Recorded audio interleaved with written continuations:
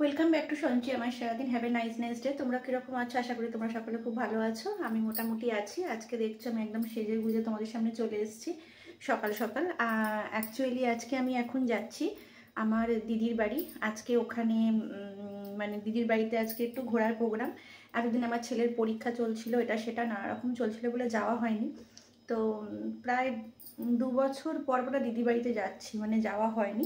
তো চলো 2 বছর পর গিয়ে একটু কীরকম নতুনত্ব কিছু দেখি কি না দেখি, যাই করি নাই করি সবটা তোমাদের সঙ্গে শেয়ার করব।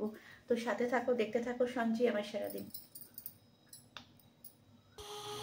তো আমরা এখন অনেকটা পথ চলে এসেছি। এখন আমরা খানিকটা আসার পর গাড়ি করে চলে এসেছি। এসে আমরা খানিকটা আসার পর এখানে দিদির বাড়ির খানিকটা আগে প্রায় আধা ঘন্টা 30 মিনিট আগে একটা চায়ের দোকান থেকে চা খাচ্ছি। তার কারণ এখান থেকে প্রত্যেক বছর আমরা, মানে বছর নয়, মানে যখনই আমরা আসি তখনই আমরা এখান থেকে চা খাই। আর ওই যে জল খাচ্ছে ওটা হচ্ছে আমাদের ড্রাইভার দাদা, আর অ্যাকচুয়ালি ওটা আমার একটা বন্ধু।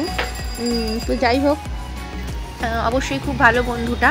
ও আমাদের নিয়ে এসেছে গাড়ি করে, ওর গাড়ি করেই আমরা এসেছি আমার দিদির বাড়িতে। তো অবশ্যই আজকে আমি আমার দিদির বাড়িতে যাচ্ছি, অনেক দিন পর যাব দিদির বাড়ি, কি মজা। তো এতক্ষণ তোমাদের সঙ্গে রাস্তাটা শেয়ার করিনি, আলটিমেটলি রাস্তাটা তোমাদের সঙ্গে শেয়ার করলাম।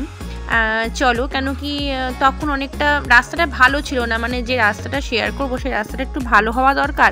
রাস্তাটা মোটেই ভালো ছিল না বলে তোমাদের সঙ্গে শেয়ার করিনি। তো দেখতে দেখতে না দিদির বাড়িতে পৌঁছেও গেলাম। আর এত ভালো লাগে জানো তো, গ্রামের রাস্তাঘাট, তোমাদের আগেই বলেছি গ্রাম আমার ভীষণ পছন্দের। তো চা ফা খেলাম, তারপর রাস্তাঘাটগুলো ভীষণ এনজয় করছি, কি সুন্দর। তো দেখতে দেখতে চলেও এসেছি, চলো দিদির বাড়িতে ঢোকা যাক। এ দেখো নেমে পড়েছি, আমার মা বাপি আমার ছেলে সব যাচ্ছে এগিয়ে, আর পিছনে আমি আছি। আমাকে কে তুলবে বলো, আমি ভিডিও করছি। তো আলটিমেটলি আমি নিজেকেও একটু দেখিয়ে নিলাম, নাহলে আমার একটা ভিডিওটা কে করে বলো তো। তো আমার সঙ্গে, মানে আমাকে তোলার মতো তো কেউ নেই। তো চলো দিদির বাড়িতে ঢোকা যাক। তো আমার দিদির বাড়ির এন্ট্রান্স হচ্ছে এরকম, আর সামনে গাছে গাছে পুরো ভর্তি, সারাটা জায়গায় হচ্ছে গাছ। আর ভীষণ সুন্দর গো গ্রাম্য মানে পরিবেশটা এত ভালো, তোমাদের সঙ্গে সবটাই শেয়ার করব। আর দেখো এসেই দিদি একদম চা, লুচি, আলু চচ্চড়ি, রসগোল্লা একদম সব কিছু রেডি রেখেছে। আসতেই আমাদের খেতে দিয়ে দিয়েছে। আমরা একদম পেট এক ভর্তি করে খেয়েছি। খেয়েই আর ঘরে যেন তো একদম মন বসছে না, মনে হচ্ছে যে কখন বাইরেটা একটু বেরোবো, কখন প্রকৃতিকে একটু এনজয় করব। তার কারণ এই যে দেখো, দেখতে পাচ্ছ এই যে একটা গাছ, এটা হচ্ছে দিদির বাড়ির ভেতরেই একটা উঠোনে গাছ রয়েছে। এটা হচ্ছে লেবু ভর্তি একদম গাছ। এগুলো হচ্ছে কাগজি লেবু একদম, এত একটা সরু একটা গাছ দেখো, বাট কত বড় গাছটা হয়েছে, মানে গাছ ভর্তি একবারে ঝুলে পড়েছে। সেখান থেকে অবশ্য আমরাও পেরেছি। তো দেখো তারপরে দিদি রান্নাবান্না হয়ে যেতে দিদিকে নিয়ে বললাম, দিদি চল, আর ঘরে মন বসছে না। তো আমার মা বাপি ছেলে এরা কেউই আসেনি, এরা একটু ঘর কোনো টাইপের জানো তো, এসে আর কোথাও ঘুরতে চায় না। আর আমার বাপি আগে ঘুরতো, এখন যেহেতু বয়স হয়ে গেছে এখন আর পারে না, আর মায়েরও পায়েতে ব্যথা, আসতে পারে না। তো এই করতে করতে আমরা চলে এলাম, আমি আমার দিদিকে নিয়ে চলে এলাম। আমার ছেলে তো আসলোই না, ওর বোনেদের সাথে, দিদি বোনেদের সাথে বসে মোবাইলে গেম খেলছে, গল্প করছে। আর ইতিমধ্যে আমি দিদিকে টানতে টানতে নিয়ে চলে এসেছি। ওই যে দূরে দেখতে পাচ্ছ, ওটা হচ্ছে আমার জামাইবাবু।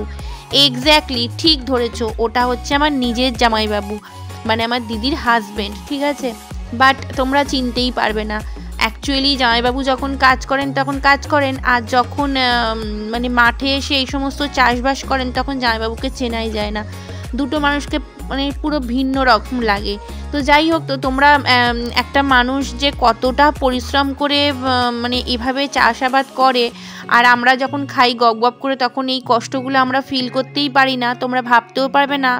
আমি ওই একটা দিন গিয়ে বুঝলাম যে একটা মানুষের কতটা কষ্ট। আর এই মানুষটা মানে প্রত্যেক দিন কাজে যায় আর কি, ছুটি থাকে না। তো যেহেতু কাজ করে, আর তারই মধ্যে যে সানডেটা করে এই সমস্ত চাষাবাদগুলো করে। আর সকালবেলা ভোরবেলা আমার জামাইবাবু ঘুম থেকে ওঠে 5টার সময়, আর 5:30টায় মাঠে চলে আসে। সেই থেকে সকালবেলা 9টা অবধি কাজকর্ম করে তারপরে জামাইবাবু যায় আর কি।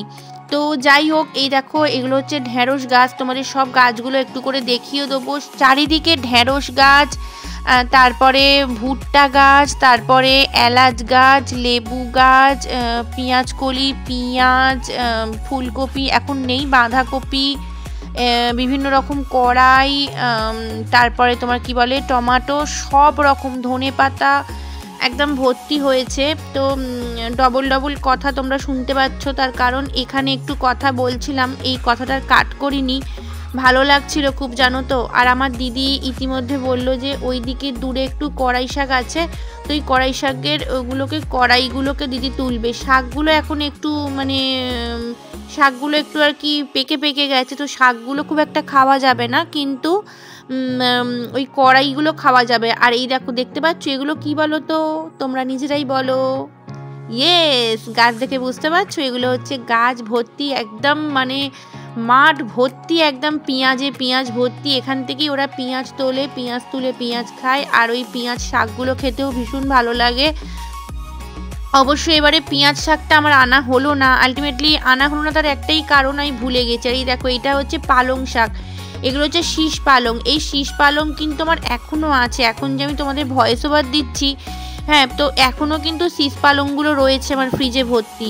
তো আগের দিনকে একটু রান্না করে খেয়েছি, কিন্তু এখনও কিন্তু শীষ পালং রয়েছে। আর এই যে হচ্ছে কড়াই, এই কড়াইগুলো দেখছো কি ভর্তি, মানে একদম শাক ভর্তি হয়ে গেছে, কিন্তু এগুলো কিন্তু সব শাকগুলোই কিন্তু পেকে গেছে, ভালো কচি কচি নেই আর কি, মানে ভেজে খেলে কিন্তু খুব একটা ভালো লাগবে না। তো সেই কারণে দিদি বলল আমি কড়াইগুলো তুলে দিচ্ছি, ওগুলো তেলের মধ্যে দিয়ে একটু পেঁয়াজ একটু তেল দিয়ে ভালো করে নেড়ে খাবি, ওটাকে তেল কড়াই না কি বলে, তো সেইটাই করে খাবি, খুব ভালো লাগবে, মুড়ি টুড়ি দিয়ে খাবি।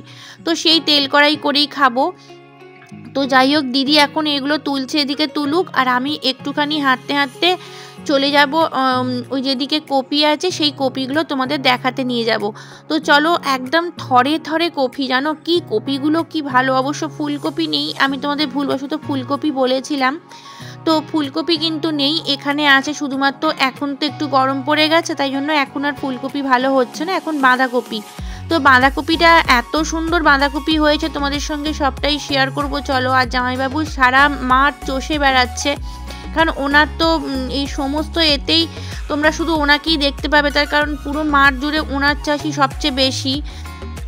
তো উনি খুব ভালো চাষাবাদ করেন, ওনারা অ্যাকচুয়ালি করে বলেই কিন্তু আমরা শহরের মানুষরা খেতে পারি, ঠিক আছে। আর এইটা কিন্তু আমরা মনেও রাখি না। তো যাই হোক, এই দিদি সব কিছু তুলছে, এই দেখো সুন্দর ধনেপাতা। এইগুলো কি ভুট্টা গাছ?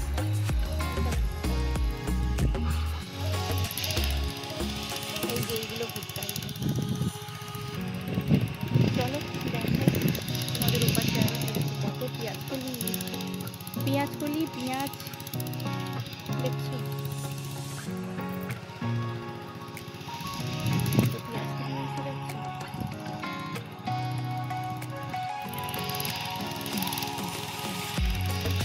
তোমাদের একটু ফুলকপি দেখিয়ে আমি।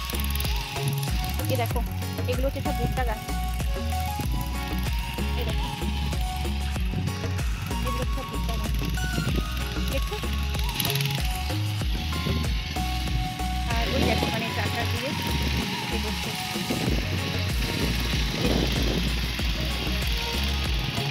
আর তোমাদের দেখাতে এসেছি বাঁধাকপি ফুলকপি, এগুলো দেখো বাঁধাকপি দেখো,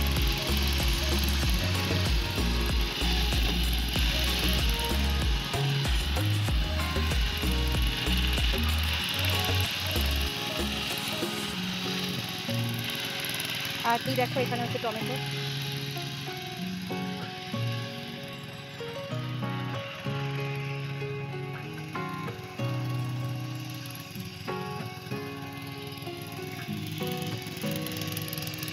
আর ওই দূরে দিদি, আর ওই দূরে যাওয়া যাবে, আর এখানে ট্রাক্টর চলছে, চলো। আর ওই দেখো থরে থরে টমেটো হয়ে আছে, দেখো এই যে।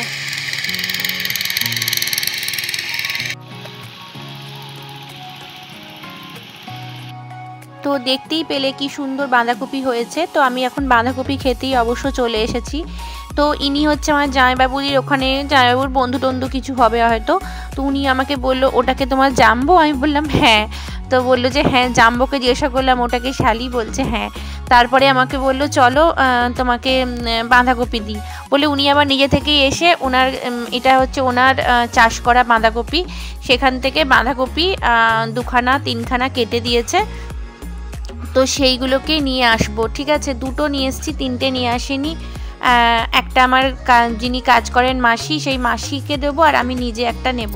তো বাঁধাকপিগুলো এত সুন্দর হয়েছে তোমাদের কি আর বলবো, তোমরা নিজেরা চোখেই দেখতে পাচ্ছ। অ্যাকচুয়ালি উনি বলছেন না খুব একটা ভালো হয়নি, তার কারণ এর আগে নাকি যেগুলো হয়েছিল সেগুলো আরও ভালো হয়েছিল। এক্স্যাক্টলি তাই, তার কারণ এর কিছুদিন আগে আমার পিসিরা এসেছিলো, পিসিরা এসে যে বাঁধাকপিগুলো নিয়ে গেছিলো সেগুলো আরও বিরাট বড় বড় হয়েছিল, ওগুলো আমার জামাইবাবুর হাতের ছিল। তো জামাইবাবু এখন বাঁধাকপিগুলো মনে হচ্ছে করে না, করলেও সেটা সেই আটকাটা না কি আছে ওখানে করে। আর আমি তো এখন এটা জামাইবাবুদের যে আশেপাশে যারা চাষ করে তার কাছ থেকে নিয়েছি, বাট কিন্তু আমার কাছে খুবই সুন্দর। যাই হোক, খুব ভালো লাগছে জানো তো ঘুরতে।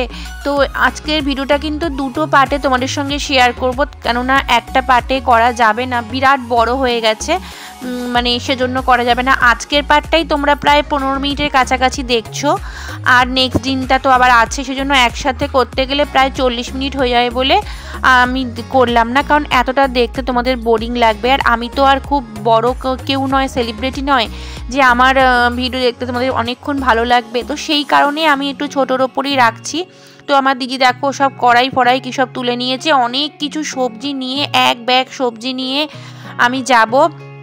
পালং শাক তুলেছি, পালং শাক নিয়ে যাব, শীষ পালং, তো অনেক কিছু, লেবু টেবু অনেক কিছু নিয়ে টিয়ে যাব। তো চলো, এদিকটা ঘোরা হয়ে গেল, এবার আমি যেখানটা যাচ্ছি সেখানে আমার জামাইবাবু, এই দেখো দেখতে পাচ্ছ, এটা হচ্ছে সর্ষে। আমার জামাইবাবু সর্ষের চাষ করেছিল, এইগুলোকে সব কাটিং করে নিয়ে এসেছে, নিয়ে এসে এখানে বিছিয়ে রেখেছে। কিছুদিন যাবত এগুলোকে শুকোচ্ছে, শুকনো হয়ে যাওয়ার পরে সেগুলোকে ঝেড়ে ঝেড়ে তার থেকে আবার সর্ষে বার করবে। তো এই ঝাড়ার কাজটা আবার বিকেলবেলা করবে জামাইবাবু, তখন তোমাদের এসে আবার আমি ঝাড়ার কাজটা দেখাবো। এখন জামাইবাবু এগুলোকে ওলট পালট করে দিচ্ছে, এই দেখো এগুলো যে সর্ষের। তো বিকেলবেলা যখন আবার ওই মানে ঝাড়া হবে তখনও তোমাদের সঙ্গে সেটা শেয়ার করব, তো সেটা নেক্সট দিনের ভিডিও। তো এটা করতে করতে আমি চলে এসেছি আমার বাড়ি, মানে দিদির বাড়ির এপাশে আর একটা ও বাড়ি আছে দিদির, সেই ও বাড়িতে এসেছি। তো সেখানেও কি কি চাষাবাদ হয়েছে সেগুলো দেখতে এসেছি। সেখানে অবশ্য বেশি কিছু নেই, তবে সজনে গাছে প্রচুর সজনে ফুল, সজনে ডাঁটা হয়েছে, ওই দেখো তোমাদের শেয়ার করলাম। আর ভিডিওটা কিন্তু বেশি বড় রাখছি না, আবার নেক্সট দিন তোমাদের সঙ্গে আসছি। তো চলো, আজকের ভিডিওটা এই অবধি রাখলাম। কীরকম লাগলো অতি অবশ্য জানিও, একটা লাইক শেয়ার সাবস্ক্রাইব করে দিও, পাশে থেকো, সাথে থেকো, সঞ্চয়ী আমার সারাদিনের। তো ভালো থেকো, সুস্থ থেকো, টাটা, লাভ ইউ অল।